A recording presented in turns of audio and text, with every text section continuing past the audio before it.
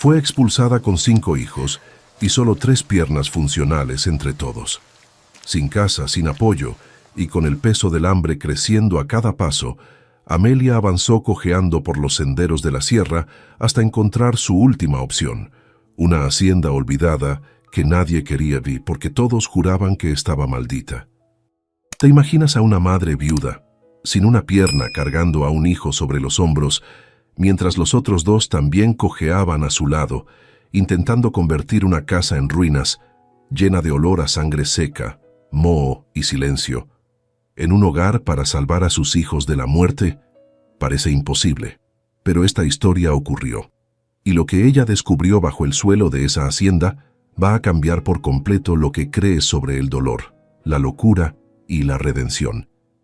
Antes de continuar, suscríbete al canal y deja tu like, porque el final de esta historia te va a estremecer como nunca antes. Y cuéntame aquí en los comentarios, ¿desde qué país estás viendo este video? La lluvia caía con fuerza aquella tarde de mayo de 1847 en la desolada región minera de San Ponciano. No era una lluvia limpia, era un agua densa, teñida por el hollín de las fundiciones, que golpeaba la tierra con la insistencia de un acreedor. Amelia avanzaba, con el aliento corto por el esfuerzo, sintiendo el peso muerto de Mateo, su hijo de 5 años, dormido sobre su hombro sano, un pequeño bulto de confianza ciega. A su lado, cojeando con una sincronía dolorosa, Tiago, de 7, usaba su propia muleta improvisada, una rama de mezquite pulida por el uso. Habían sido expulsados. La palabra resonaba en la cabeza de Amelia, más fría que el viento que se colaba por sus ropas empapadas. Su cuñado, el hermano de su difunto esposo, ni siquiera la había mirado a los ojos al echarlos. La caridad se acabó, escupió el hombre, arrojando sus pocas pertenencias al lodo. El sonido era todo, el toc, toc, toc rítmico de su única muleta, hundiéndose en el fango, era el único motor que movía al mundo, el único reloj que marcaba el paso de su tragedia. Detrás de ellos, como 2 pequeños fantasmas sanos en un mundo fracturado, caminaban los gemelos, Luis y Manuel, de 8 años, y la pequeña Inés, de 6, aferrada a los harapos de la falda de su madre. 5 hijos, 3 piernas funcionales entre la madre y los 2 varones mayores. La imagen era un testamento viviente de la crueldad de la mina, la providencia y de la indiferencia de los hombres. El camino se deshacía bajo sus pies, convirtiéndose en un río marrón que amenazaba con tragar sus escasas fuerzas, pero Amelia no se permitía flaquear. El dolor en su muñón era una brasa constante, pero el miedo a que sus hijos murieran de frío en el descampado era un fuego mucho mayor. La mina se lo había quitado todo 6 meses atrás. Su esposo, capataz del turno de noche, había muerto en la explosión de dinamita, que a ella le arrancó la pierna izquierda y a sus 2 hijos varones la derecha a cada uno. El olor a pólvora y a carne quemada todavía la despertaba por las noches, ahogándola en un sudor frío. La compañía minera lo llamó un acto de Dios y se lavó las manos. Su cuñado, un hombre de corazón seco y puños apretados, se había quedado con la escasa indemnización.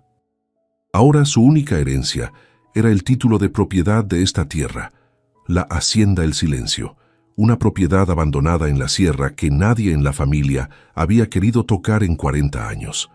Era su única opción, su última parada antes de la muerte. Cuando el sol comenzaba a teñir de un rojo enfermo las nubes de la tormenta, la vieron. La hacienda, El Silencio, se alzaba frente a ellos, no como una casa, sino como una cicatriz en la ladera de la montaña. Era una estructura de 2 pisos, pero la hiedra y las enredaderas la habían reclamado, devorando la piedra y la madera con un abrazo hambriento. Las ventanas eran cuencas vacías que parecían observar su llegada con una indiferencia tétrica. El porche principal se había derrumbado por un lado, dejando la entrada en una inclinación precaria. El viento, colándose por las tejas rotas del techo, emitía un silbido agudo y melancólico, como un lamento perpetuo que llevaba 40 años esperando una audiencia. Era un lugar que había olvidado cómo vivir, un reflejo perfecto de cómo se sentía Amelia por dentro. Amelia bajó a Mateo de su hombro, apoyándose pesadamente en su muleta. Los gemelos, Luis y Manuel, se detuvieron en seco, sus ojos abiertos por el terror. «Vamos», dijo Amelia, su voz áspera por el desuso y el frío. «Es nuestro hogar ahora». Tuvo que usar todo su peso para empujar la puerta principal.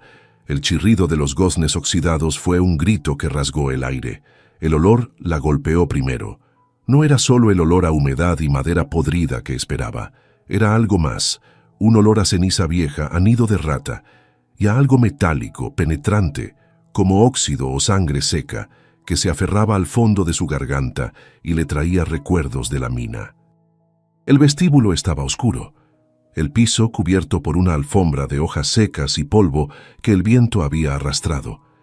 La casa era una cáscara fría, un esqueleto. Los niños sanos, Luis y Manuel, comenzaron a llorar en silencio. Lágrimas calientes que se mezclaban con la mugre de sus rostros, aferrándose el uno al otro. Pero los niños heridos, Mateo y Tiago, no lloraron. Simplemente observaron el interior oscuro. Sus ojos demasiado viejos para sus cuerpos pequeños, demasiado acostumbrados al horror para que una simple casa en ruinas los impresionara. Tiago se apoyó en su muleta improvisada y miró a su madre, esperando la siguiente orden. Amelia sintió una punzada de algo más fuerte que el miedo, la rabia de que sus hijos tuvieran que ver esto, de que la vida les hubiera quitado la capacidad de asustarse como niños normales. El miedo era un lujo que ya no podían permitirse. Encontró el rincón menos húmedo de lo que debió ser la sala principal. El piso de madera allí estaba combado, pero entero. «Aquí», dijo, dejando caer el único saco que contenía sus posesiones. 2 cambios de ropa, una olla de hierro y el título de propiedad. Desenrolló la lona que había cargado en la espalda y los acomodó. Los 5 niños se acurrucaron juntos para darse calor, una pequeña isla de vida temblorosa en un océano de decadencia. Amelia les dio el último trozo de pan duro, repartiéndolo en 6 porciones exactas. Mientras masticaba su parte, el pan rascaba su garganta seca. Los arropó con la única cobija que tenían, una tela raída que olía a su antiguo hogar. El sol se ocultó por completo, y la oscuridad de la hacienda se volvió absoluta, tangible. Y ahora cuéntame tú, ¿desde qué ciudad o país estás escuchando esta historia? Me emocionará saber hasta dónde llega la voz de Amelia y el eco de su coraje en medio de esta desolación. Esa noche, Amelia no durmió. Se quedó sentada contra la pared agrietada, con el atizador de la chimenea que había encontrado en el suelo a su lado, vigilando la respiración de sus hijos. El viento aullaba, la casa crujía, asentándose o quizás despertando ante la nueva presencia. Fue entonces, en la hora más profunda de la noche, cuando el verdadero terror comenzó. No fue un fantasma lo que la despertó de su vigilia. Fue un sonido que venía de abajo, del sótano, cuyas puertas clausuradas con tablones había visto en el vestíbulo. Amelia, acostada ahora en el suelo duro, sintiendo el dolor fantasma en el tobillo que ya no tenía, escuchó un eco, un toc, toc, toc que venía de las profundidades de la tierra. Era un sonido pesado, rítmico, inconfundible. Era el sonido exacto de su propia muleta sobre el piso de madera, pero no era ella. Era más lento, más pesado, y provenía de un lugar donde nadie debería estar. Se quedó inmóvil, el corazón golpeando su garganta con tanta fuerza que temió que despertara a los niños. El sonido se detuvo, dejándola sola con el latido de su propio pulso y el silbido del viento. ¿Lo había imaginado? Era el delirio del hambre y el cansancio. La casa entera pareció contener la respiración con ella. Esperó, el atizador frío en la mano, 1 minuto, quizás 10, y entonces regresó. Toc. Una pausa larga. Toc, y luego algo nuevo, el arrastrar de algo que raspaba la piedra. Toc, arrastre, toc, arrastre. No, no lo había imaginado. Algo o alguien estaba en el sótano, algo que, como ella, estaba incompleto, algo que cojeaba en la oscuridad bajo sus pies. Amelia apretó el atizador con tanta fuerza que sus nudillos se volvieron blancos y supo, con una certeza helada, que no habían llegado a un lugar vacío.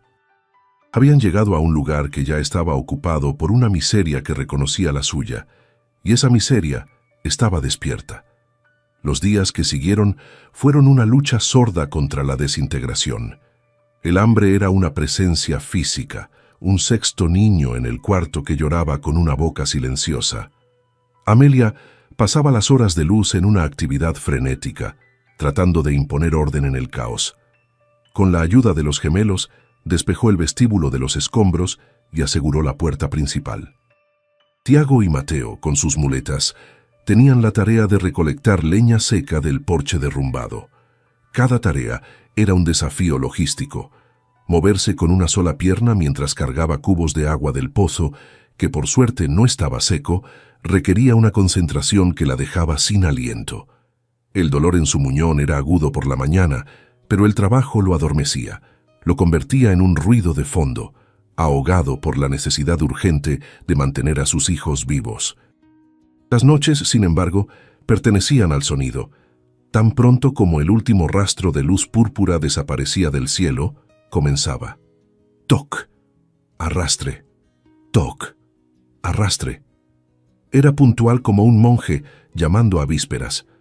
Amelia había intentado bloquearlo, amontonando los pocos muebles rotos contra la puerta del sótano, pero el sonido no viajaba por el aire, viajaba por la estructura misma de la casa. Vibraba en los pisos de madera, subía por las paredes de piedra, zumbaba en sus huesos. Los gemelos se tapaban los oídos con trapos. Inés lloriqueaba en sueños, pero eran Tiago y Mateo quienes reaccionaban peor. Los dos niños heridos parecían tener una sensibilidad especial para el ruido. Se despertaban al unísono, sus ojos fijos en la puerta del sótano sin decir palabra, simplemente escuchando. Al cuarto día, Tiago comenzó a tener fiebre. No fue una fiebre repentina, sino un calor que fue subiendo lentamente desde sus pies, un calor malsano que olía a la humedad de la casa. Amelia lo acostó sobre la lona, limpiando su frente con un paño mojado en el agua helada del pozo. Pero el calor no cedía. Por la noche, mientras el toc, arrastre, retumbaba desde abajo, Tiago abrió los ojos. Estaban vidriosos, desenfocados, y miraban más allá de Amelia, hacia la oscuridad del rincón. «Mami», susurró, su voz seca, «¿por qué el otro hombre nos mira?» Amelia sintió que la sangre se le helaba en las venas. «No hay nadie, mi cielo. Es la fiebre. Estás soñando». Tiago sacudió la cabeza, un movimiento lento y débil. «No, está en el pozo, lo vi hoy». El terror de Amelia se volvió frío y afilado. Había estado tan concentrada en el sótano que no había pensado en el pozo. «¿Qué viste, Tiago? Dime», le urgió, sacudiéndolo suavemente. «No tiene cara, mami», lloriqueó Tiago, el delirio apoderándose de él, sus puños apretados. «Solo tiene el sonido, el mismo sonido que el de abajo.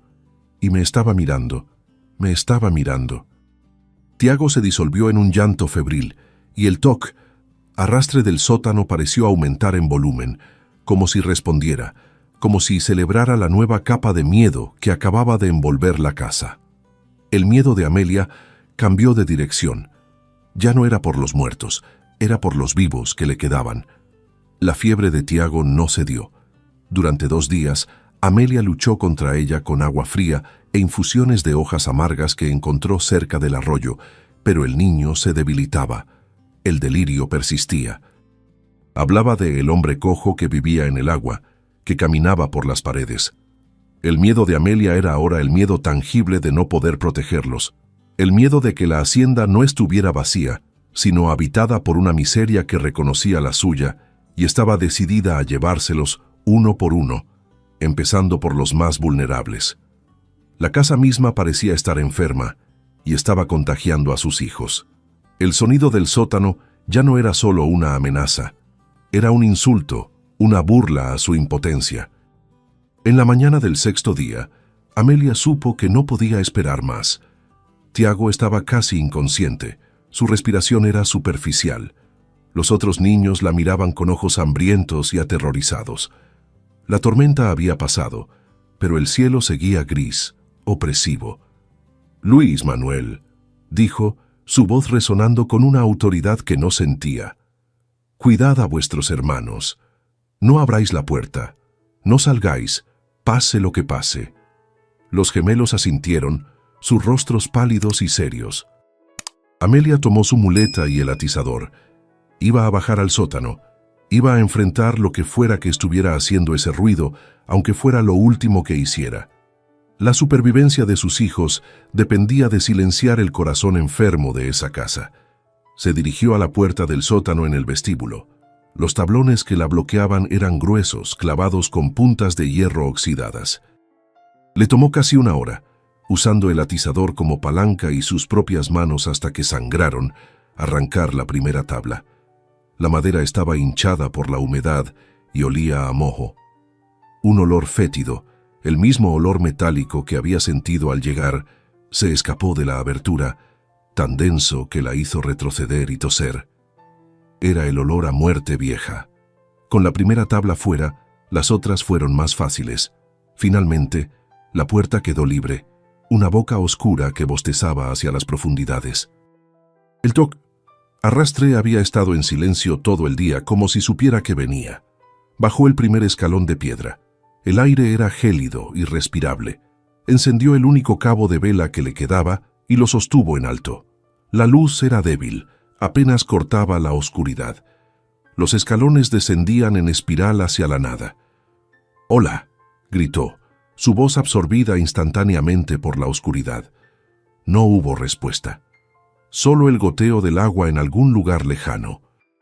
Bajó otro escalón, su muleta golpeando la piedra con un eco sordo. «Toc». Y desde la oscuridad de abajo, algo le respondió. «Toc». Era el mismo sonido, pero esta vez estaba reaccionando a ella. Era una imitación. Se detuvo, el corazón en la garganta. Levantó la muleta y golpeó el escalón a propósito. «Toc». Abajo la oscuridad respondió. «Toc».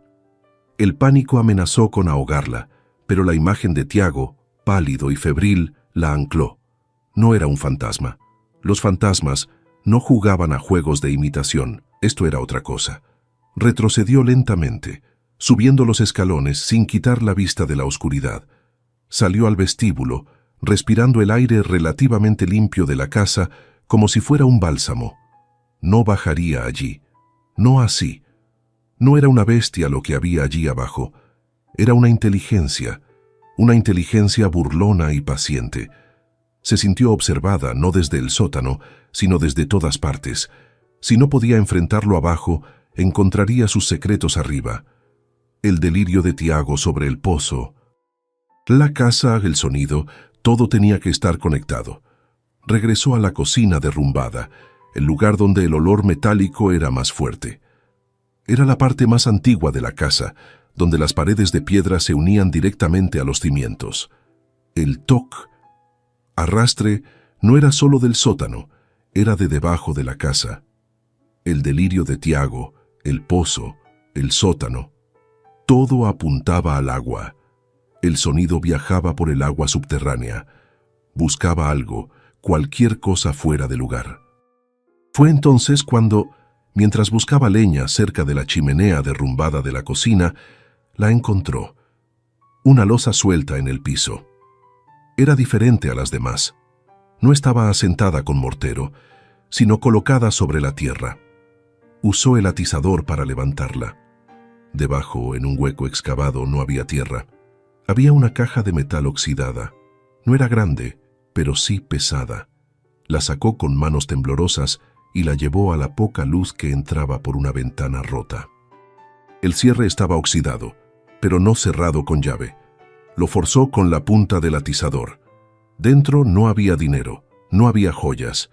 Había algo mucho más extraño. Un pequeño diario con tapas de cuero, endurecido por la humedad, los bordes de las páginas pegados entre sí. Y junto a él, varias herramientas de acero pulido, brillantes a pesar de los años. No eran herramientas de granja, eran delgadas, afiladas, con mangos de hueso, parecían instrumentos médicos. Y debajo de ellos, un mapa dibujado en tela encerada mostrando la propiedad, pero con extrañas marcas alrededor del pozo y el sótano. Amelia llevó la caja a la única esquina de la sala que se mantenía seca. Tiago tosía en sueños, un sonido seco y áspero que partía el silencio recordándole la urgencia. Con manos temblorosas, separó las primeras páginas del diario. Estaban pegadas por la humedad, la tinta azul se había corrido volviéndose casi púrpura. El nombre en la portada era claro: Dr. Damián de la Fuente, 1850. Un doctor. Amelia sintió un breve, casi doloroso alivio. Un médico. Eso explicaba los instrumentos de acero pulido, las herramientas extrañas. Quizás esta casa no era una tumba, sino que había sido una clínica. Quizás el olor metálico no era sangre, sino medicina, yodo, éter. Buscó desesperadamente en las primeras páginas alguna mención de una enfermedad, una cura para la fiebre que consumía a Tiago, pero solo encontró notas sobre el clima y la recolección de hierbas. Siguió leyendo, la luz del candil casi agotada. La caligrafía de la Fuente era elegante, precisa, pero el contenido comenzó a inquietarla. El doctor no era un simple médico rural, era un cirujano. Las notas pasaban de remedios herbales a bocetos detallados de anatomía humana. Dibujos de piernas, brazos, articulaciones, todos con medidas exactas. Hablaba de la guerra como la gran maestra, de cómo el campo de batalla le había enseñado la verdadera naturaleza del cuerpo. Escribía sobre la simetría, con una devoción casi religiosa. La simetría, insistía, era el estado natural de Dios, y cualquier cosa que la rompiera era una afrenta, una imperfección que debía ser corregida a toda costa. El alivio de Amelia comenzó a agriarse, transformándose en una inquietud fría. La palabra corregir aparecía una y otra vez. Amelia, que conocía la crudeza de la amputación por necesidad, leyó con horror cómo de la Fuente describía amputaciones innecesarias para lograr el equilibrio estético. Hoy recibía a un joven con el brazo derecho destrozado por la trilladora. Leía una entrada. Una tragedia, sin duda, pero la oportunidad de restaurar el equilibrio era clara. Amputé el brazo izquierdo sano para igualar el peso. La simetría ha sido restaurada. Amelia tuvo que taparse la boca para no vomitar. Esto no era un hospital, era una casa de horrores. El doctor no era un sanador, era un monstruo que jugaba a ser Dios con un bisturí y una obsesión por el equilibrio. Y luego, la obsesión se extendía más allá del corte. Hablaba de sus creaciones. El diario describía experimentos con prótesis que él mismo forjaba en un taller secreto. Prótesis de hierro y madera, con engranajes y resortes. Amelia miró las herramientas de acero pulido que estaban en la caja. No eran bisturís, eran llaves, destornilladores finos, tenazas para moldear metal. Eran las herramientas de un relojero loco, no de un médico. Describía cómo intentaba mejorar a sus pacientes, reemplazando la carne débil con madera y acero, buscando crear un hombre perfectamente simétrico, mitad orgánico, mitad máquina. La hacienda no era una clínica, era un laboratorio. Fue entonces cuando encontró la referencia al sonido. De la Fuente no lo veía como un defecto, lo celebraba. Hablaba de la música del desequilibrio. El toc de una muleta, escribió, es el metrónomo de la imperfección. Se quejaba de cómo los cuerpos incompletos arrastraban su miseria por el mundo, rompiendo la armonía visual. Amelia sintió que el aire le faltaba. Ella, Tiago, Mateo, eran la música que él odiaba, eran la imperfección que él buscaba corregir. El sonido que ella escuchaba cada noche no era un eco casual, era el epicentro de la locura de aquel hombre, una obsesión que se había filtrado en los cimientos de la casa. Dejó el diario y agarró el mapa de tela encerada. A la luz de la vela, lo entendió. No era un mapa de la propiedad, era un plano de los cimientos, mostraba la casa, el sótano y algo más. Un túnel que conectaba el fondo del sótano con el pozo. El delirio de Tiago no era un delirio. El niño había visto algo. El agua del pozo era el conducto. Y las marcas en el mapa no indicaban un tesoro, indicaban un taller. El taller secreto que mencionaba el diario no estaba simplemente en el sótano, estaba debajo de él, conectado por el agua, oculto a simple vista. Volvió al diario, pasando con manos febriles las páginas hasta el final. La caligrafía elegante se había vuelto errática, manchada de algo oscuro. La última entrada, fechada en 1851, era aterradora. He fallado. El paciente de la pierna derecha no acepta la simetría. Es ingrato. Se ha vuelto violento. Amelia recordó la imitación del toc que había escuchado en la escalera. Debo silenciarlo, continuaba de la Fuente. Pero es fuerte. Ha dañado el mecanismo. El sonido de su rebelión no cesará. Amelia cerró el diario de golpe. Un escalofrío le recorrió la espalda. Un sudor frío que no tenía nada que ver con la fiebre de Tiago. Lo entendió. Lo entendió todo con una claridad brutal. El toc, arrastre, que escuchaba cada noche no era el fantasma del doctor de la Fuente. No era una entidad sobrenatural. Era el paciente de la pierna derecha. El hombre que se había revelado. El hombre que el doctor había intentado silenciar y había fallado. El sonido no era una maldición. Era una advertencia. Era el eco de una lucha que había comenzado 40 años atrás. Y el hecho de que el sonido continuara. ¿Qué significaba eso? ¿Que el paciente seguía vivo? Imposible. ¿Que su fantasma seguía luchando? No. El diario decía, ha dañado el mecanismo. ¿Qué mecanismo? Amelia miró hacia la puerta del sótano. El doctor, en su locura, había creado algo, una máquina, una abominación. El toc, arrastre, no era una persona, era una cosa. El sonido de la rebelión no cesará. Se dio cuenta de que no estaba en una casa embrujada por un médico loco. Estaba en una casa que servía de tumba para la víctima del médico. El toc, arrastre, no era el monstruo, era el prisionero. O más bien, el eco de su último acto de desafío repitiéndose una y otra vez en la oscuridad. Miró a Tiago, cuyo pecho apenas se movía. La fiebre lo estaba matando. Y el sonido de abajo, esa rebelión de 40 años, se sentía ahora como un aliado.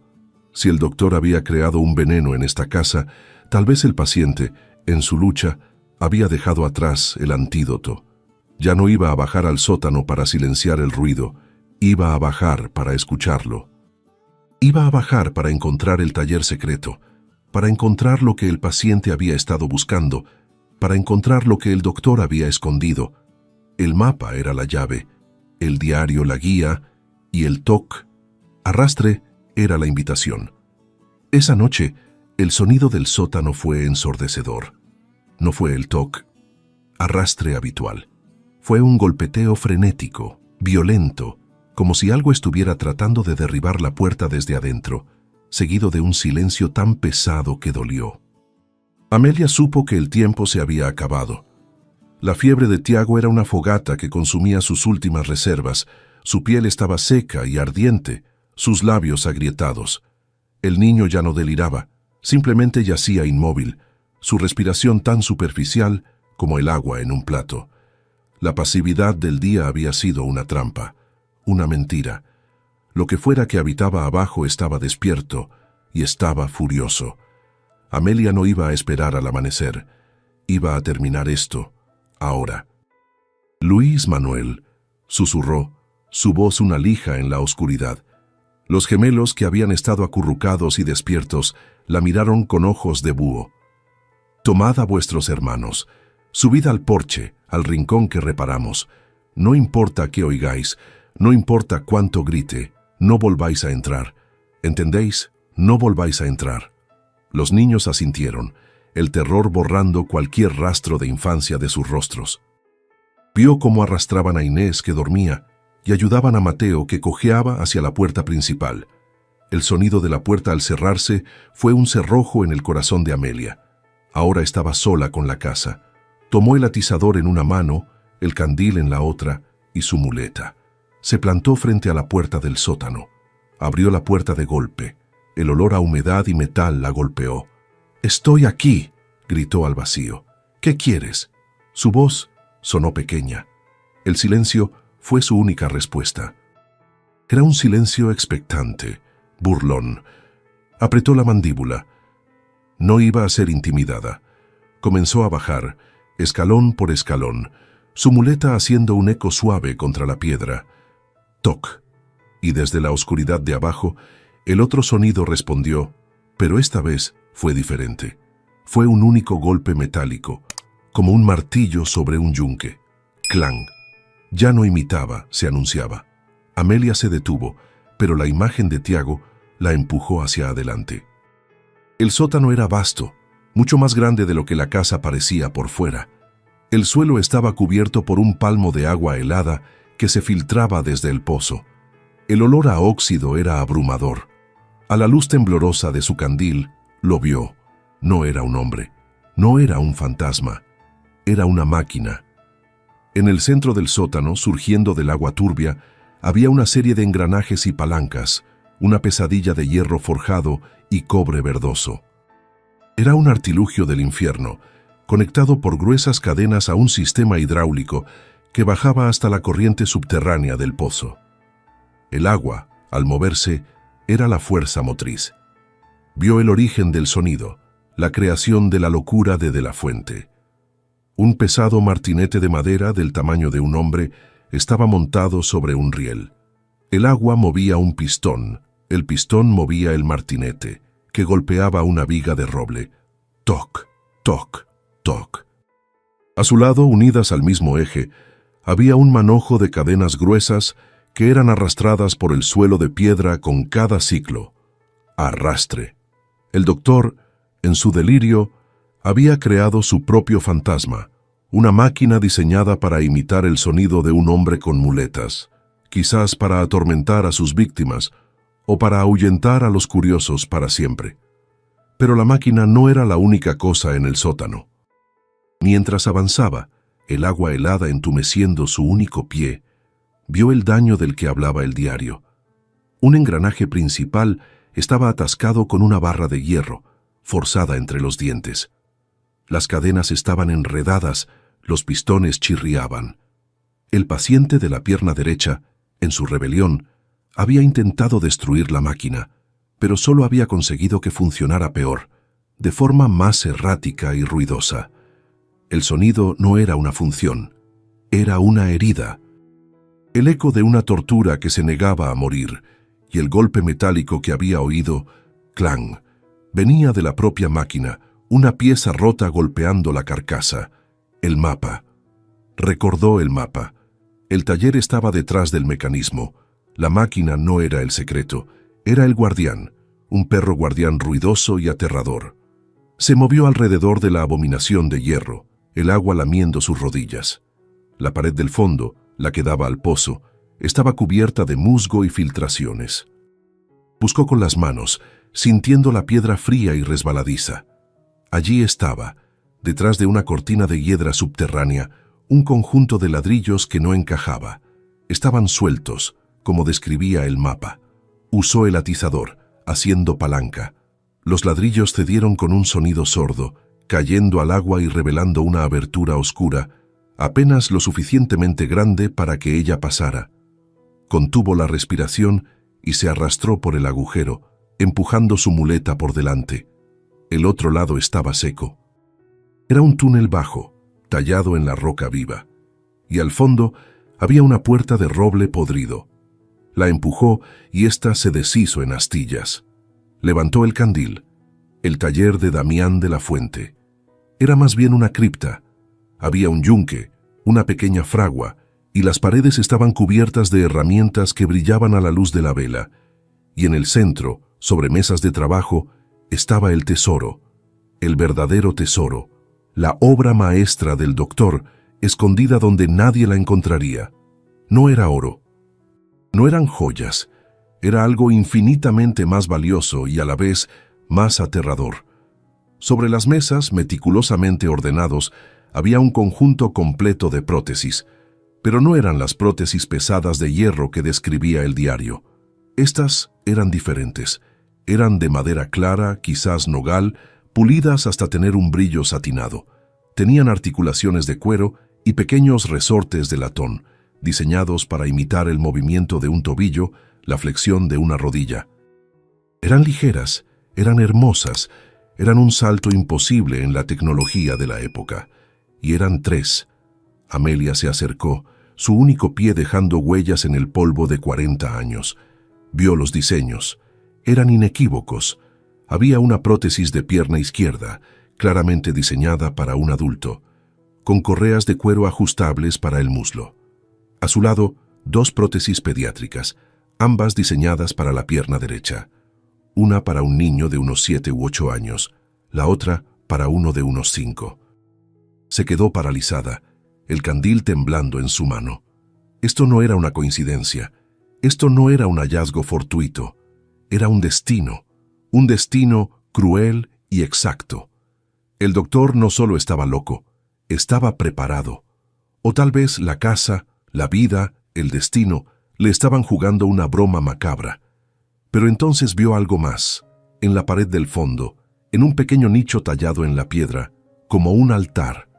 No era una prótesis, era un frasco de vidrio oscuro, sellado con cera. Y junto a él, una única página arrancada del diario, con una sola frase escrita con la caligrafía temblorosa del final. Para la fiebre del metal, cuando la rebelión ha terminado, solo queda la cura. La quinina de la tierra. No era veneno, era la cura para la fiebre de Tiago. Amelia no perdió un segundo. El terror y la revelación eran un nudo en su garganta, pero la visión de la botella de cristal oscuro era una ancla. Agarró el frasco, sintiendo el frío del vidrio antiguo, y luego, con una urgencia que rayaba en la profanación, recogió las 3 prótesis. Eran inquietantemente ligeras. Las correas de cuero crujieron al ser levantadas, rompiendo el silencio de 40 años.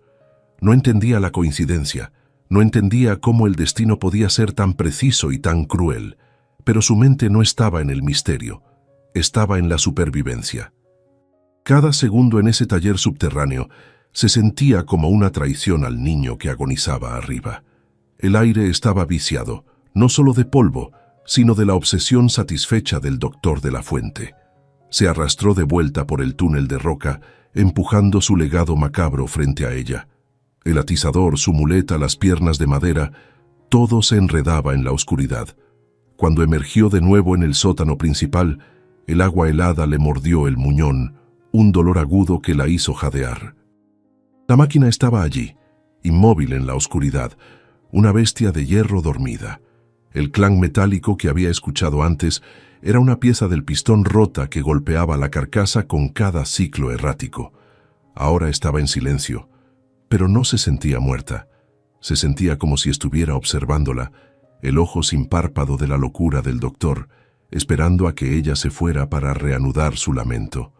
Subió los escalones de piedra, su propia muleta marcando un toc que esta vez no tuvo eco.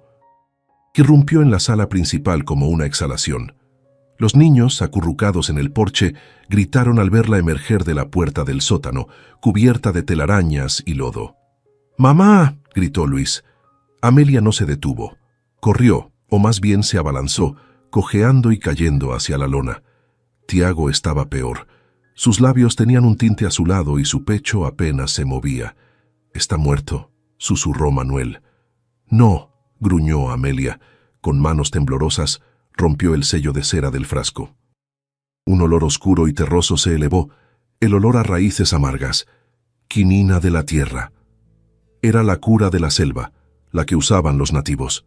Sin dudar, forzó la mandíbula de Tiago para abrirla y vertió unas gotas del líquido espeso entre sus labios agrietados.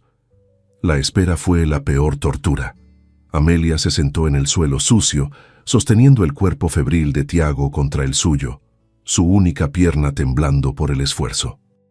Los otros niños regresaron del porche, arrastrándose, formando un círculo silencioso alrededor de ella y su hermano. El único sonido era el viento afuera y la respiración superficial de Tiago. Pasó 1 hora, luego 2. El líquido oscuro podría haber sido veneno. ¿Podía confiar en el remedio de un asesino? ¿Era esta la última broma del doctor? La duda era un ácido que le quemaba el estómago. Cada minuto que el niño seguía inmóvil era un clavo más en su ataúd. Inés comenzó a llorar en silencio y Amelia le tapó la boca con suavidad. «Shh, esperad». Y entonces, justo cuando el primer gris del amanecer tocaba la ventana rota, Tiago se arqueó. Un escalofrío profundo y violento sacudió su pequeño cuerpo, un espasmo tan fuerte que Amelia casi lo suelta. Luego tosió. Fue un sonido húmedo, áspero, que rompió el aire viciado de la habitación. Sus ojos, previamente lechosos y opacos, parpadearon y se enfocaron buscando el rostro de ella. «Mami», susurró la voz rota, el frío. Y entonces, por primera vez en 3 días, un sudor limpio y abundante brotó en su frente. La fiebre se había roto. La fiebre del metal, la infección que la mina o el agua sucia le habían dado, estaba cediendo. Amelia se derrumbó sobre él, su rostro enterrado en su cabello húmedo, sollozando en silencio. El remedio del doctor había funcionado. Cuando Tiago finalmente cayó en un sueño curativo y profundo, y el sol subió lo suficiente como para ahuyentar las peores sombras, Amelia finalmente miró los objetos que había traído del taller. Dejó a un lado la muleta del niño, dejó a un lado la suya, y colocó las 3 prótesis de madera pulida sobre el suelo polvoriento. Una pierna de adulto, izquierda, 2 piernas pediátricas, derechas. Era su familia. Era una radiografía de su tragedia, tallada en madera y cuero por un hombre muerto hacía 40 años. Era una simetría imposible. ¿Era Dios? ¿Era el diablo? ¿O era simplemente la locura de un hombre que, de alguna manera, había predicho su llegada? El asco la golpeó con fuerza física. Estas no eran un regalo, eran una trampa, eran las herramientas de un monstruo, el producto de su obsesión por corregir. Sintió la necesidad de arrojarlas al fuego, de verlas arder, de purificar la casa de su presencia. Imaginó a Tiago y Mateo caminando con ellas y sintió repulsión. No dejaría que sus hijos fueran completados por la visión de un hombre que mutilaba para lograr el equilibrio. Eran parte de la enfermedad de esa casa, no de la cura. Con un movimiento rápido las barrió con el pie y las pateó debajo de la lona donde dormían, ocultándolas de la vista, como se esconde un pecado o una enfermedad vergonzosa. Pero la casa seguía enferma. Tiago estaba a salvo, pero el sonido seguía allí abajo, una promesa latente. El toc, arrastre, había sido silenciado por su interferencia, pero la máquina seguía intacta, el agua seguía fluyendo. Era el corazón del doctor, y mientras siguiera latiendo en el sótano, esta casa nunca sería un hogar. Era el metrónomo de su imperfección, el sonido que celebraba su desgracia. Amelia se puso en pie, su rostro endurecido por una nueva determinación. Ya no tenía miedo, ahora estaba furiosa. Tomó el atizador y la barra de hierro que el paciente rebelde había usado para atascar el engranaje y que ella había traído consigo. Volvió a la puerta del sótano. Esta vez no había vacilación. Bajó los escalones no como una víctima, sino como una invasora. El agua helada le llegó a la cintura, pero no la sintió. La máquina estaba allí, un ídolo oscuro en su propio templo inundado. Y como si sintiera su presencia, el mecanismo intentó moverse. El pistón gimió, un clan metálico resonó. La máquina intentaba reiniciar su ciclo. «No», susurró Amelia.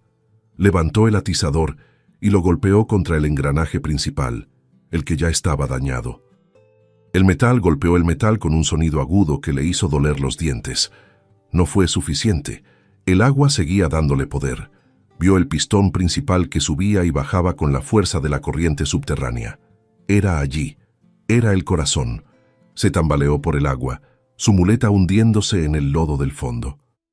Llegó al pistón y con un grito que salió de lo más profundo de su ser, un grito por su esposo muerto, por sus hijos heridos, por sus piernas perdidas, clavó la barra de hierro entre el brazo del pistón y la carcasa. Hubo un chirrido ensordecedor de metal torturado, una resistencia increíble. El pistón luchó contra el hierro. pero Amelia empujó con el peso de toda su tragedia. Con un crujido final, el brazo del pistón se partió, el hierro se dobló, y la máquina murió. El silencio que siguió fue absoluto, una sordera repentina más impactante que el ruido. El agua goteaba del pistón roto, un sonido de sangre derramándose. Amelia se quedó allí, el agua helada en su cintura, temblando no de frío, sino de la pura adrenalina de la victoria. Había matado al corazón de la casa. Lenta, pesadamente, subió los escalones de piedra, su muleta resonando con un toc solitario que por primera vez no tuvo respuesta. Cuando emergió en el vestíbulo, empapada cubierta de óxido y lodo, los 4 niños la miraban desde el porche, sus rostros pálidos a la luz gris del amanecer. La casa estaba en silencio. El toc, arrastre, se había ido. Por primera vez en 40 años, la hacienda El Silencio estaba realmente en silencio. Pero el silencio no trajo paz, trajo un vacío. El ruido, por horrible que fuera, había sido una presencia. Había llenado la casa, dándole una voz a la miseria. Ahora la casa estaba muerta, una simple cáscara de piedra y madera podrida. El silencio que quedaba era el de sus propias vidas, el sonido de la respiración de Tiago, ahora regular, el llanto ahogado de Inés, el crujido de la madera bajo los pies de Luis. El silencio exponía su propia fragilidad. Ya no había un monstruo externo que culpar, solo quedaban ellos, el hambre y el frío. Amelia sintió el cambio de inmediato. Había conquistado al fantasma, solo para encontrarse cara a cara con la realidad. Regresó a la sala principal. Tiago dormía profundamente. El sudor de la fiebre se había secado, y su piel, aunque pálida, había perdido el tinte azulado. Respiraba con el ritmo fácil de un niño sano. Amelia le tocó la frente. Estaba fresca. La quinina de la tierra había funcionado. El doctor de la fuente, el monstruo, el mutilador, también había sido un genio. Había dejado veneno y antídoto en la misma tumba. Esta dualidad la inquietaba. Si la cura era real, ¿qué significaba eso para las otras cosas que había encontrado? ¿Qué significaba para las piernas de madera que ahora estaban escondidas, respirando bajo la lona? Pasaron 2 días en este nuevo silencio. Tiago recuperó las fuerzas, pidiendo comida con una voz débil pero clara. Amelia agotó sus últimas reservas de harina. El hambre regresó, más afilada ahora que el miedo se había ido, y en el silencio, el bulto debajo de la lona comenzó a gritar. Era una presencia mucho más ruidosa que la máquina. Era un secreto que ella misma había creado. Los niños lo evitaban. Mateo, el más pequeño de los heridos, parecía sentirlo y se arrastraba al lado opuesto de la habitación para jugar. Amelia sabía que no podía ignorarlas. La casa había sido silenciada, pero su propia tragedia seguía siendo ensordecedora. En la tercera mañana, mandó a los niños a buscar agua al pozo, ahora que sabía que no había ningún hombre cojo mirándolos. Sola en la casa silenciosa, levantó la lona. Allí estaban, las 3 piernas. Brillaban suavemente a la luz de la mañana. Las tocó. La madera era increíblemente suave, pulida como el marfil. Las articulaciones de cuero eran flexibles. Pero el asco regresó. Eran las herramientas del doctor de la fuente. Habían sido creadas por la misma mente que había mutilado por simetría, la misma mente que había construido la máquina de tortura en el sótano. Ponerles esto a sus hijos se sentía como invitar al doctor a sus cuerpos. Se sentó en el suelo, el polvo frío filtrándose en su ropa. Pero la coincidencia, la maldita coincidencia, una pierna izquierda de adulto, 2 piernas derechas pediátricas. No era el destino, razonó con frialdad. Era una trampa. El doctor, en su paranoia, debió haberla preparado. Quizás había visto a su familia desde lejos, antes de la explosión. No, eso era imposible. Él llevaba muerto 40 años. Entonces, ¿qué era? ¿Una profecía? ¿O era simplemente que la miseria siempre toma las mismas formas? Pierna izquierda, pierna derecha, la mina, la guerra. El resultado siempre era el mismo. cuerpos rotos. Miró la pierna más pequeña, la de Mateo. La levantó. Pesaba menos que su bota de trabajo perdida. El doctor estaba loco, sí, pero era un artesano brillante. Había construido una máquina de tortura con la misma habilidad con la que había construido estas obras de arte. Las herramientas no tenían la culpa de la mano que las empuñaba. El atizador que ella usaba para defenderse era el mismo que el doctor pudo haber usado para avivar su fragua. Estas piernas no eran del doctor. Ya no. Él las había abandonado. Ahora estaban en su casa, eran suyas, y ella no era una mutiladora, era una madre. «Tiago», llamó, su voz firme. El niño, que estaba dibujando en la tierra del porche, entró cojeando con su rama de mezquite, su toc. Toca ahora el único sonido rítmico en la casa. Vio la pierna de madera en el regazo de su madre y sus ojos se abrieron, no con miedo, sino con una curiosidad pura, infantil. «¿Qué es eso, mami?» «No lo sé», mintió Amelia. Creo que es para ti». La mentira se sintió como la verdad más grande que había dicho en su vida. No era una prótesis del doctor, era un regalo encontrado en la oscuridad. «Siéntate». Tiago obedeció. Amelia deshizo las correas de cuero. Estaban rígidas por el desuso, pero el cuero era de buena calidad. Las manos le temblaban. Esto se sentía más íntimo, más aterrador que destruir la máquina. Estaba uniendo a su hijo a la casa, al legado del doctor. Colocó el muñón del niño en la copa de madera pulida. El diario hablaba de equilibrio. El ajuste fue perfecto. Era como si de la fuente hubiera tomado las medidas del propio Tiago. El niño contuvo la respiración, su pequeño cuerpo tenso, mientras Amelia apretaba las correas de cuero sobre su muslo. «Párate», susurró Amelia. Lo ayudó a levantarse.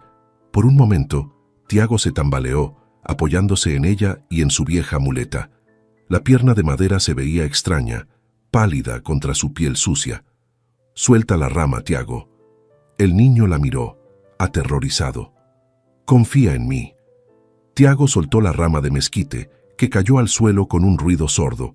Se tambaleó y luego se mantuvo en pie. Inestable, temblando pero en pie.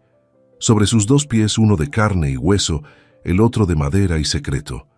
Miró a su madre y una sonrisa lenta, la primera sonrisa verdadera que Amelia había visto en 6 meses, le partió el rostro. El sonido fue lo primero que notó Amelia. No era el toc hueco de la muleta de mezquite sobre la madera. Era un clac sordo, seguido de un arrastre torpe mientras Tiago intentaba mover el pie de madera. El niño dio un paso, luego otro, la pierna artificial moviéndose con la rigidez de una cosa muerta. Se tambaleó, sus brazos agitándose para mantener el equilibrio, y luego cayó de bruces sobre la lona. El silencio llenó la habitación, seguido de un sollozo frustrado de Tiago. No era la solución mágica que la sonrisa de hacía un momento había prometido. Era el comienzo de una nueva lucha. «Otra vez», dijo Amelia, su voz sin inflexión, mientras lo ayudaba a levantarse. La casa ya no estaba embrujada por el pasado, ahora estaba llena de la cruda realidad del presente. A continuación, fue el turno de Mateo. El niño de 5 años observó la prótesis más pequeña con un terror silencioso. A diferencia de Tiago, Mateo lloró cuando Amelia le quitó la muleta. Gritó cuando sintió la madera fría contra su muñón. El ajuste fue igualmente perfecto, una pesadilla de precisión anatómica. Cuando Amelia lo puso de pie, Mateo se negó a mover la pierna de madera. Se quedó allí, una pequeña estatua de terror, apoyándose en su pierna sana y llorando, hasta que sus rodillas cedieron y se desplomó. Amelia lo levantó y lo abrazó con fuerza, el olor a polvo y miedo del taller en la madera pegado a la piel de su hijo. Esto no era una cura, era un nuevo tipo de trabajo. Mientras los niños volvían a sus muletas improvisadas, derrotados por el primer intento, Amelia miró la tercera prótesis, la de ella, la pierna izquierda de adulto. Estaba allí, en el suelo, una invitación directa a la simetría del doctor. La miró con una mezcla de anhelo y repulsión. Vio al doctor de la fuente en su mente, sonriendo con satisfacción desde la tumba, viéndola a ella, la última imperfecta, completar su colección. Con un movimiento brusco, Amelia pateó la prótesis, enviándola a deslizarse de nuevo bajo la lona. Ella no. Ella se quedaría rota. Ella era la madre, la protectora. Su cuerpo era suyo, marcado por la mina, no para ser corregido por un loco. Su muleta era su cicatriz y la llevaría con orgullo. Pero la casa, una vez silenciada de su fantasma mecánico, ahora tenía un nuevo ritmo. Era el sonido de la frustración. El clac arrastre de Tiago intentando caminar, seguido del golpe sordo de su cuerpo cayendo. El llanto agudo de Mateo cada vez que Amelia intentaba ponerle la pierna. Y debajo de todo el sonido más fuerte de todos, el retumbar del hambre en el estómago de Inés y los gemelos. Las piernas de madera no se podían comer, la quinina no llenaba el estómago. Habían sobrevivido al monstruo, pero ahora se enfrentaban a un enemigo más lento y más implacable. La inanición. La victoria en el sótano se sentía hueca. Esa tarde, mientras Amelia intentaba hacer una sopa con un puñado de raíces amargas y agua del pozo, algo cambió. Tiago, que había estado practicando en el porche, lejos de la mirada de todos, entró en la cocina. Clac arrastre. Clac arrastre. No usaba su muleta. Caminaba. Caminaba como un golem roto, su cuerpo entero inclinado hacia la derecha para compensar, pero estaba caminando. Cruzó los 3 metros desde la puerta hasta donde ella estaba, una odisea en miniatura, y se aferró a su falda. «Tengo hambre, mami», dijo, su voz jadeante por el esfuerzo, pero sus ojos brillaban con un orgullo feroz. Había cruzado la habitación, había venido a ella sobre sus propios pies.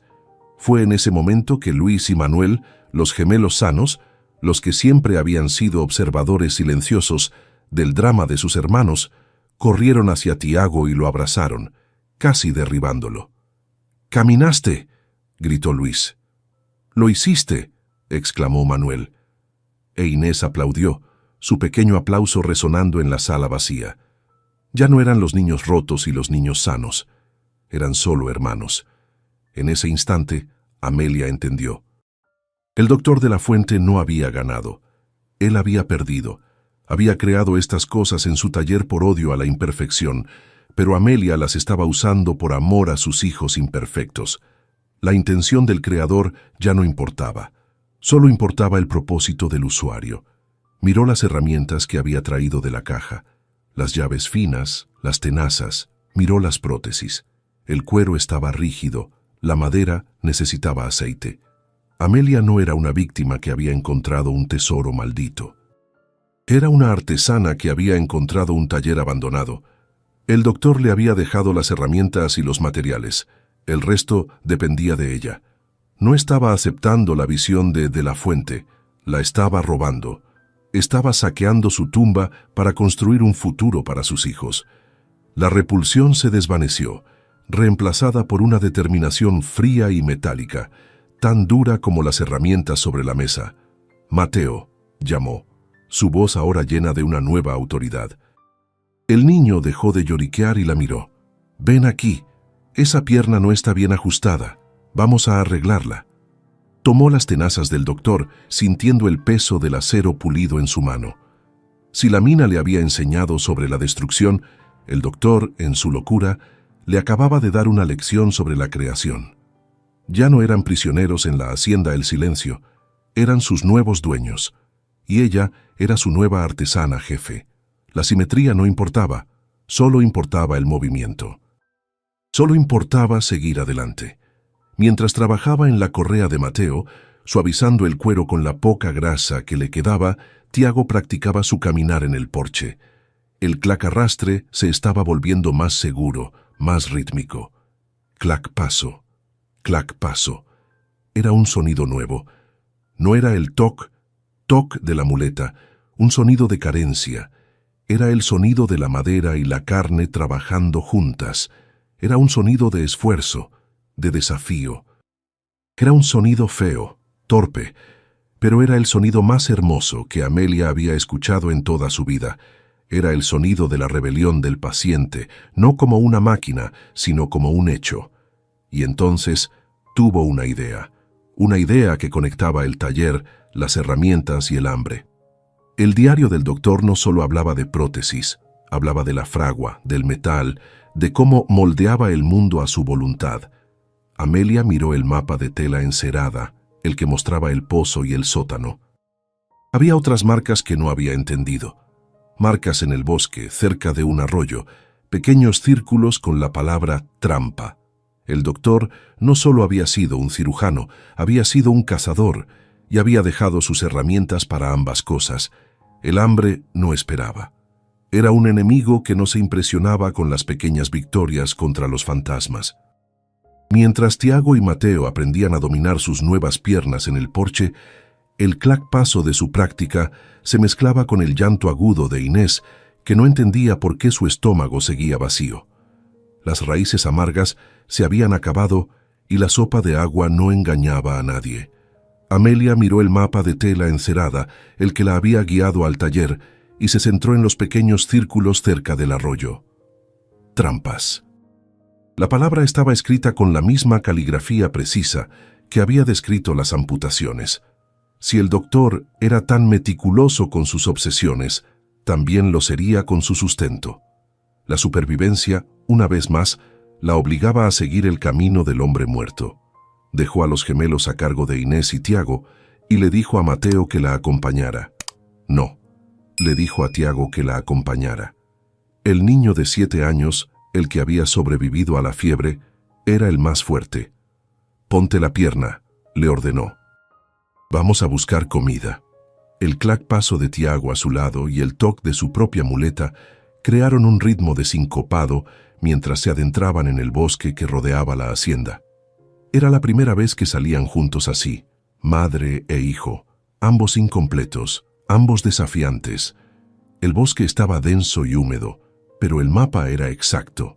La llevó a un pequeño arroyo que corría sobre piedras lisas, y allí, entre 2 robles viejos, las encontró. No eran simples lazos de alambre, eran creaciones del doctor. 2 trampas de caja, hechas de hierro forjado y malla de alambre, con mecanismos de resorte complejos y placas de presión de latón. Estaban oxidadas por 40 años de abandono, pero eran sólidas. Eran, sin duda, obra de la misma mano que había forjado la máquina del sótano y las articulaciones de las prótesis. Eran trampas de un artesano, no de un granjero. Amelia las miró, sintiendo una extraña oleada de respeto. No por el hombre, sino por la habilidad. El doctor había convertido su locura en un arte, y ese arte ahora iba a alimentar a sus hijos. Le tomó una hora entender el mecanismo. Los resortes estaban atascados por el óxido, las placas de presión pegadas. Regresó a la casa, el clac-paso de Tiago siguiéndola como una sombra sonora. Volvió al taller subterráneo, esta vez sin miedo, sino con un propósito. Trajo las herramientas del doctor, las tenazas finas, un pequeño martillo y un frasco de aceite para máquinas que había visto en un estante. De vuelta en el arroyo, bajo la mirada fascinada de Tiago, Amelia se convirtió en mecánica. Aceitó los resortes, golpeó suavemente las placas de presión hasta que cedieron y limpió el óxido de los gatillos. Puso un poco de pan duro que guardaba como cebo.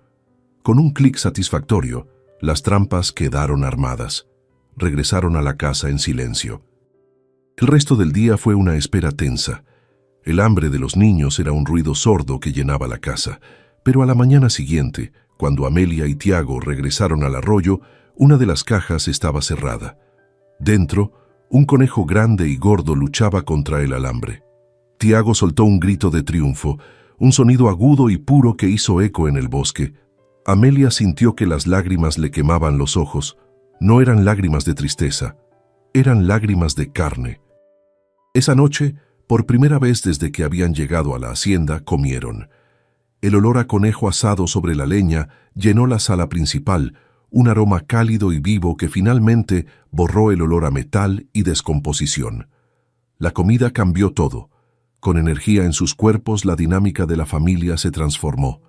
El trabajo se dividió. Los gemelos, Luis y Manuel, se convirtieron en los guardianes de la casa, encargados de la leña y el agua. Inés ayudaba a Amelia a limpiar. Y Tiago y Mateo, los reparados, recibieron una nueva y vital tarea. Eran los responsables de las trampas. Cada mañana salían los dos solos, sus clacpazo gemelos resonando en el porche, y volvían, casi siempre, con algo. Conejos, pájaros, una vez incluso un pequeño armadillo. Su discapacidad se había convertido en su propósito. Ya no eran los heridos, eran los cazadores. Amelia, liberada de la preocupación inmediata por la comida, centró su atención en el taller. La fragua del doctor estaba allí intacta, con sacos de carbón endurecido por el tiempo. Amelia y los gemelos los rompieron y encendieron el fuego. El humo, saliendo por la chimenea de la cocina por primera vez en décadas, fue una señal para el mundo de que la hacienda vivía. Amelia no estaba forjando prótesis, estaba reparando. Arregló la olla de hierro que se había rajado. Creó ganchos para colgar la carne. Usó el acero del doctor para hacer cuchillos de cocina funcionales. Estaba tomando posesión. Cada golpe de martillo sobre el yunque era una reclamación. El sonido de la casa cambió. Ya no era el toc, arrastre de un prisionero, ni el toc solitario de Amelia. Ahora era una sinfonía de supervivencia. Era el clac-paso de los niños corriendo en el porche, el crepitar del fuego en la fragua, el golpe rítmico del martillo de Amelia sobre el yunque y el sonido, cada noche, de una familia comiendo junta. La hacienda. El silencio ya no era silenciosa, estaba viva. Pero mientras observaba a sus hijos volverse más fuertes, sus mejillas recuperando el color, Amelia sentía el peso de su propia decisión. Ella seguía rota. Su muleta seguía haciendo el toc solitario en el suelo. La prótesis de adulto, la pierna izquierda, seguía bajo la lona. Una acusación silenciosa. La había rechazado por orgullo, por asco al doctor. Pero ahora vi la facilidad con la que Tiago subía los escalones del porche, la forma en que Mateo pateaba una piedra con su pie de madera y la lógica fría de la supervivencia comenzó a erosionar su orgullo. Necesitaba sus dos manos para trabajar en la fragua, pero siempre tenía que usar una para sostener la muleta. Estaba limitando su propia capacidad para proveer. Una noche, después de que los niños se durmieran, agotados por la comida y el juego, Amelia sacó la pierna de madera de su escondite. La examinó a la luz del fuego. Era su pierna. Izquierda. Talla de adulto. El doctor, de alguna manera, la había estado esperando. O quizás el mundo estaba lleno de mujeres con la pierna izquierda faltante, de la misma manera que estaba lleno de niños con la pierna derecha perdida. La tragedia no era original, era banal. Y la solución, aunque macabra, estaba allí, en su regazo. La levantó, sintiendo el equilibrio de la madera pulida. Se sentó en el suelo frío, un lugar que se había convertido en su confesionario. El olor del conejo de la cena aún flotaba en el aire, una prueba tangible de que las herramientas del doctor, aunque nacidas de la locura, traían vida. Su propia muleta de mezquite yacía a su lado. Era su compañera, su símbolo de resistencia, pero también era su ancla. Vio a sus hijos dormidos, Tiago y Mateo, con sus prótesis puestas incluso en el sueño, como si ya fueran parte de ellos. Se habían adaptado con la plasticidad brutal de la infancia. ¿Por qué ella se aferraba a su rotura como si fuera una virtud? El orgullo era un lujo que, como el miedo, ya no podía permitirse. El doctor de la Fuente no la estaba observando. Estaba muerto. Sus obsesiones estaban muertas. Solo quedaban sus herramientas. Con un suspiro que pareció liberar el último rastro de asco, Amelia se quitó la falda. Expuso su muñón a la luz del fuego. Estaba rojo, calloso por el roce constante de la muleta. Tomó la prótesis de adulto. Era hermosa, de una manera funcional y aterradora. Las correas de cuero eran anchas, diseñadas para distribuir el peso. La copa de madera estaba forrada con un fieltro grueso que el tiempo no había desintegrado por completo. Con la precisión de un cirujano, La misma precisión que ahora usaba para ajustar las trampas y las piernas de sus hijos, Amelia comenzó a ajustar la prótesis para ella. Las hebillas de latón estaban rígidas. Usó las tenazas del doctor para aflojarlas y luego las apretó contra su muslo. La sensación fue extraña. No fue dolorosa, fue sólida. El peso de su cuerpo, que durante 6 meses había descansado solo sobre su cadera derecha y su brazo, ahora se distribuía. Se sintió alta. Peligrosamente alta. Se agarró a la pared para mantener el equilibrio, sus nudillos blancos. No tenía su muleta, ambas manos estaban libres. Se quedó allí, temblando, sintiendo el suelo de madera a través de la suela de cuero de un pie que no era suyo. Era la misma sensación de poder antinatural que debió sentir Tiago. La casa estaba en silencio. Sus hijos respiraban. Ella estaba de pie. Dio un paso. El sonido fue un clac fuerte, autoritario, que hizo eco en la sala vacía. Era el mismo sonido que el de sus hijos, pero más pesado. Clac. Dio otro paso, arrastrando el pie de madera, torpe, como un recién nacido. Arrastre. El sonido la golpeó. Clac. Arrastre. Era casi el sonido de la máquina, la rebelión del paciente, el lamento del sótano. La ironía era tan espesa, tan amarga, que Amelia soltó una carcajada. Una carcajada seca, oxidada, que rompió el silencio de la noche. El doctor, en su tumba, debía estar riéndose con ella. Había fallado en hacer simétrico al paciente, pero había logrado, 40 años después, hacer simétrica a la mujer que había destruido su máquina. No le importó. Siguió caminando. Clac, arrastre. Clac, arrastre. El sonido de su orgullo muriendo. El sonido de su futuro comenzando. La mañana siguiente, cuando los gemelos despertaron, no vieron a su madre apoyada en su muleta junto al fuego. La vieron de pie, con las 2 manos en las caderas, observando la olla de sopa hervir. Estaba erguida. Se veía por primera vez completa.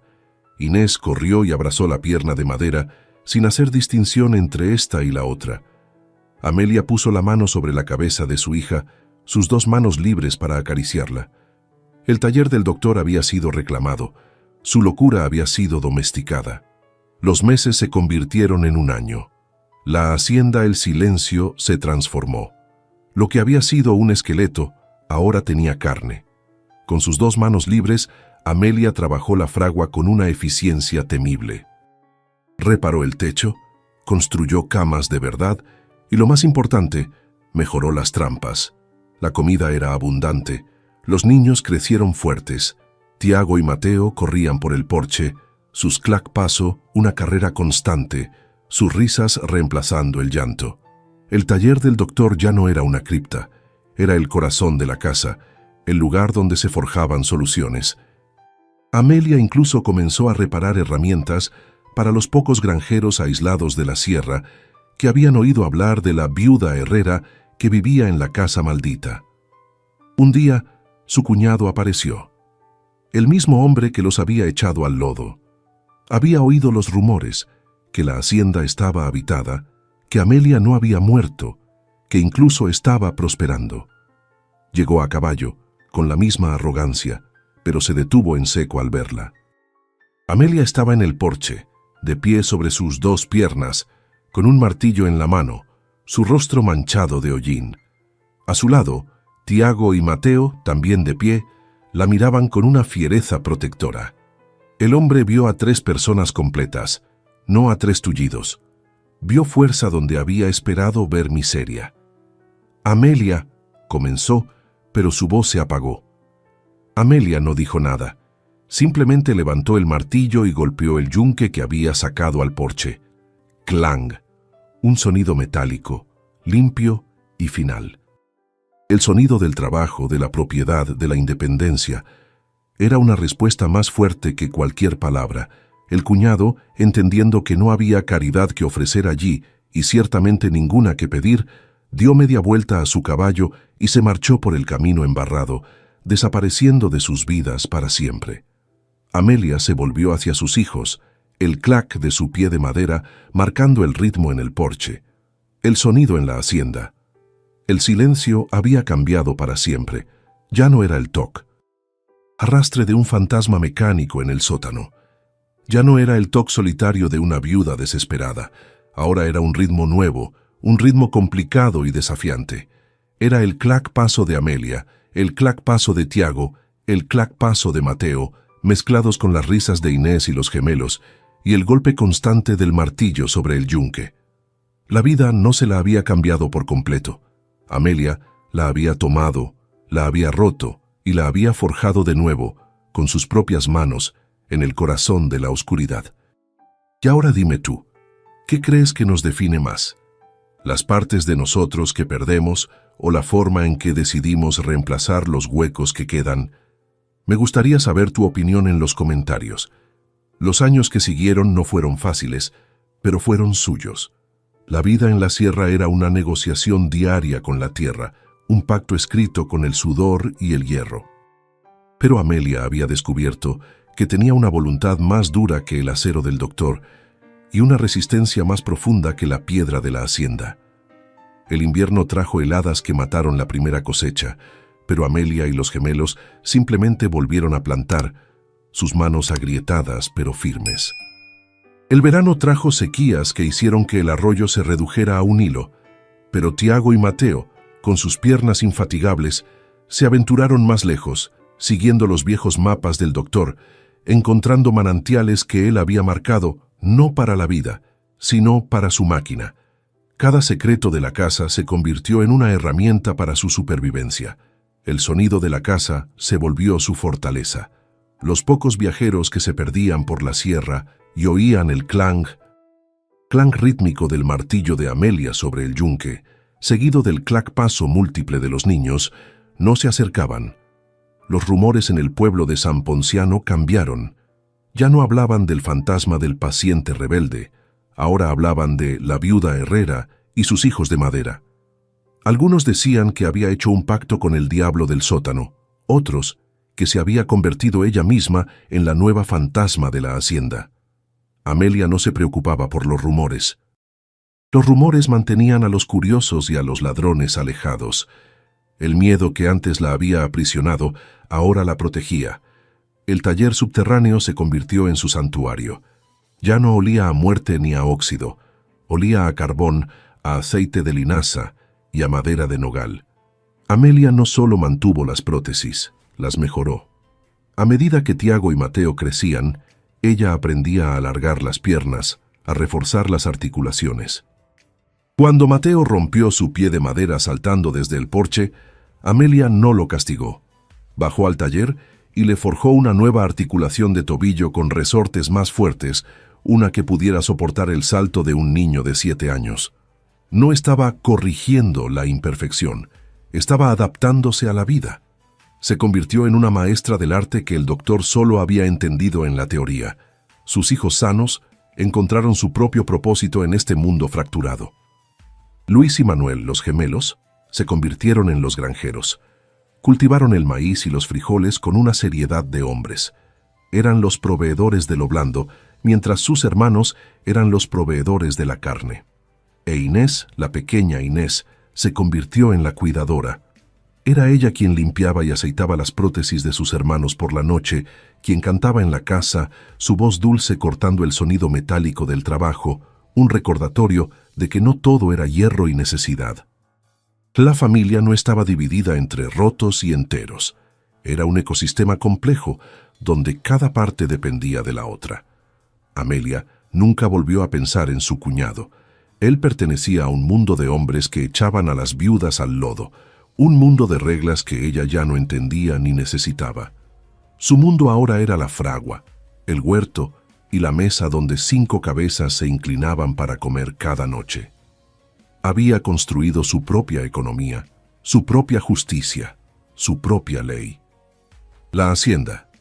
El silencio ya no era una tumba, se había convertido en una isla, un pequeño reino forjado por una reina de una sola pierna y un martillo pesado. Los niños no tenían cicatrices mentales de la casa, solo tenían los recuerdos de haberla conquistado. A veces, por la noche, cuando el fuego de la fragua estaba bajo y los niños dormían, Amelia bajaba al sótano. El agua helada se había retirado, ahora que la corriente subterránea fluía libremente, sin la máquina que la bloqueara. El artilugio del doctor estaba allí, una cáscara de hierro oxidado, un monumento a una locura fallida. Amelia lo miraba, su propia pierna de madera haciendo un clac sólido en la piedra. El doctor había querido crear simetría a través de la resta. Ella la había encontrado a través de la suma, sumando coraje, sumando trabajo, sumando el acero de su voluntad a la madera de sus hijos. Con el tiempo, la gente dejó de tener miedo de ella y empezó a necesitarla. Un granjero de una legua al norte vino con la reja de su arado rota. Amelia la reparó en su fragua. No pidió dinero. Pidió 2 gallinas y un saco de semillas. Otro vino con la pata de su mula herida. Amelia, que ahora entendía de huesos y mecanismos, la entablilló usando los principios del doctor, pero con la compasión de una madre. La viuda herrera se convirtió en una leyenda local, una mujer que entendía el metal, la madera y la carne rota. Su invalidez se había convertido en su autoridad. El clac-paso de Amelia, Tiago y Mateo se convirtió en el sonido de fondo de la sierra. Era el sonido de la resiliencia. La hacienda. El silencio nunca volvió a ser silenciosa. Se llenó con el ruido de la vida siendo forjada. Era el sonido de los martillos, el sonido de las risas de los niños, el sonido de la madera contra la piedra. El sonido de 3 personas que se negaban a ser definidas por lo que les faltaba y que, en cambio, habían construido un mundo entero con lo que les quedaba, aunque fuera solo una colección de herramientas abandonadas en la oscuridad. Una tarde de otoño, muchos años después, Amelia estaba sentada en el porche, observando a sus hijos, ya casi hombres, trabajar en el campo. Su propia pierna de madera descansaba sobre la barandilla. Tiago y Mateo se movían con una agilidad que desmentía la madera. Sus cuerpos se habían adaptado, sus músculos habían crecido para compensar, haciéndolos increíblemente fuertes. Ya no cojeaban, tenían un andar propio, un ritmo que era solo suyo. Eran los hijos de la mina y de la hacienda, y eran más fuertes que ambas. Amelia miró hacia el sótano, ahora solo un almacén para el grano. El doctor le había dejado un legado de locura, pero ella lo había transformado en herencia. Había tomado su taller de pesadillas y lo había convertido en una guardería. Había tomado sus herramientas de mutilación y las había convertido en herramientas de sustento. La mina le quitó las piernas a su familia, pero fue la hacienda, el lugar que nadie quería, el lugar maldito la que les enseñó a caminar de nuevo. ¿Y tú? ¿Alguna vez has encontrado la fuerza en el lugar que más temías? Cuéntame tu historia aquí en los comentarios.